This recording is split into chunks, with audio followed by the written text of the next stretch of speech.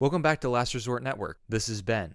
If you enjoyed our video on the 6 movies you should watch from the 1960s, well, you're in luck. Time didn't end in 1969. In fact, in many ways, in cinema, life had just begun. The 1970s was a huge opportunity for filmmakers to experiment and progress the art form further. With the Hays Code being destroyed, there was many opportunities to make things that hadn't been made before. This era is often defined with grimy and experimental films. If you want to know which films are important to watch from this time period, well, you're in the right place. Today's video is 7 movies you should watch from the 1970s. American Graffiti is a coming-of-age tale centered around high school students on their last night before leaving for college. Richard Dreyfuss and Ron Howard star in this pre-Star Wars George Lucas film. 2 elements of this movie make it particularly interesting. One is that the movie is set in one night. It is very immersive due to this. You really get to know these kids even though you only see one cross-section of their life. Secondly, it really leans into nostalgia. Being set in the early 1960s, there is still a lingering of 50s nostalgia in the film. This is something you see a lot nowadays, but was very new back in the 1970s. We are also introduced to a young Harrison Ford, and the soundtrack, led by Wolfman Jack, is killer. If you like the movie Dazed and Confused, you'll definitely like American Graffiti. Hardly an unknown director now, there was a time when Martin Scorsese was a young, hungry filmmaker. It was in this movie, Mean Streets, that he found his star, Robert De Niro. But you also have to appreciate the real lead of the movie, Harvey Keitel, who had just enough star power at the time to headline this film. The religious struggle of Charlie, Harvey Keitel's character, is possibly the best aspect of the film. De Niro's wild performance as Johnny Boy Savilo is also incredible. Mean Streets may not be the best combo of De Niro and Scorsese, but it is an important one as it showcases the beginning of their relationship. Scorsese shows flashes of brilliance, but also a rawness that is very refreshing. Personally, my favorite aspect of the film is Keitel and his struggle to reconcile his life of crime and his faith. Scorsese has always impressed me with his ability to write flawed characters who still have a chance at redemption. Over in Italy in the 1970s, Giallo was in full force. Mario Bravo had made many memorable movies in the 60s and would continue into the 70s. However, arguably the most well-known master of horror from Italy is Dario Argento. Deep Red is a sharp, thrilling movie about a killer. In combination with Goblin, his synth-driven soundtracks are also an incredible aspect of his films, and that began in Deep Red. If you want an introduction to Argento and Giallo in general, this is a great place to start. British actor David Hemmings stars as a musician who starts investigating a series of murders performed by a mysterious person who wears black leather gloves. Argento is a master of blending the thriller and horror genres. Deep Red starts out as a standard killer thriller, but then adds supernatural horror elements and a shock twist to make it stand out as one of the best the genre has to offer. Watch Deep Red if you want a great introduction into Giallo.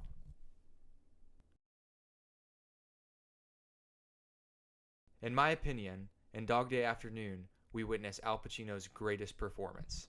Pacino stars as Sonny Wartzik, a small-time criminal who has aspirations of pulling off a bank heist. The robbery immediately goes south, and Wartzik and his partner Sal find themselves holding the bank and clients hostage. From this point, Sonny tries to portray himself as a revolutionary figure, and his complex motives for pulling off the heist are revealed. Pacino's ability to breathe life into Sonny Wartzik's character is a revelation. For an actor of Pacino's reputation, it is sometimes hard to pull off a performance where the audience forgets who you are and completely buys into the character you play. Dog Day Afternoon is just that performance. Definitely watch this movie if you appreciate great acting performances. John Cassavetes is a staple of 1970s cinema. I considered placing one of his directorial works on this list, but instead I opted for Elaine May's Mikey and Nicky. Peter Falk stars as Mikey opposite Cassavetes' Nicky. They are both low-level mob criminals, but Nicky has fallen out of favor with the boss to the point where a hitman is following him. In the beginning of the night, Mikey sets out to help Nicky, but as the evening unfolds, tension within the friendship takes the forefront. May utilized an improvisational style, leaving film running in order to catch Cassavetes and Falk in the moment. She also used 3 cameras to catch multiple angles. Paramount claimed Final Cut as the film went way over budget. And you have to imagine it was not fun editing this movie. The Hangout Gone Awry storyline works really well for me, and I think this film captures what was really special about making movies in this era. A movie like this would never be made today, let alone produced by a big budget studio. May's career was definitely hurt by this, but I'm glad she was able to accomplish it, as it certainly is an underrated piece of 1970s cinema.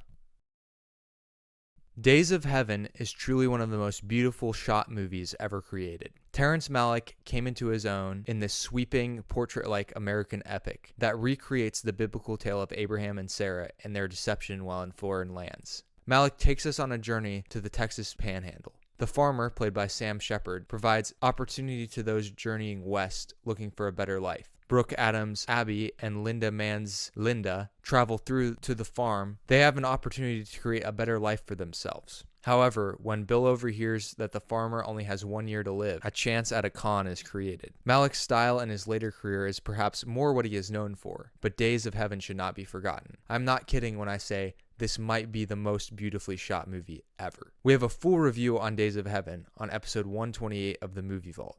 The final film on this list is the most obscure. Killer of Sheep has a fascinating history. Filmmaker Charles Burnett made this as a thesis film for UCLA Film School. The film won awards at film festivals, and yet never saw a wide release because the 22-song soundtrack couldn't clear copyright issues. In 2007, it was finally released on DVD, and has also finally started gaining the recognition it deserves. The film follows Stan, who lives in the Watts neighborhood of LA, and works at a slaughterhouse. It has a loose narrative, but focuses on how Stan feels stuck in the life he is in and is powerless to change his circumstances. The roof jumping scene is particularly famous, and many critics have written on why they feel it is impactful. Burnett would go on to have a great career in his own right, but very few students can claim that they made a thesis as amazing as his. So those are my recommendations from the 1970s. There are some truly amazing movies in this era that I didn't even mention. After all, the start of the blockbuster came in 1970s. So perhaps the death of cinema was started in this era as well. Oh, and there's a little movie called Star Wars that came out at this time. But I know all of you already know about those films, so hopefully this pushes your film watching in a new direction. If you like or hate any of these movies, please comment below. If you like this content, like and subscribe. The series is going to continue, so you don't want to miss out. Alright, this has been Ben from Last Resort Network, your last resort for movies and more.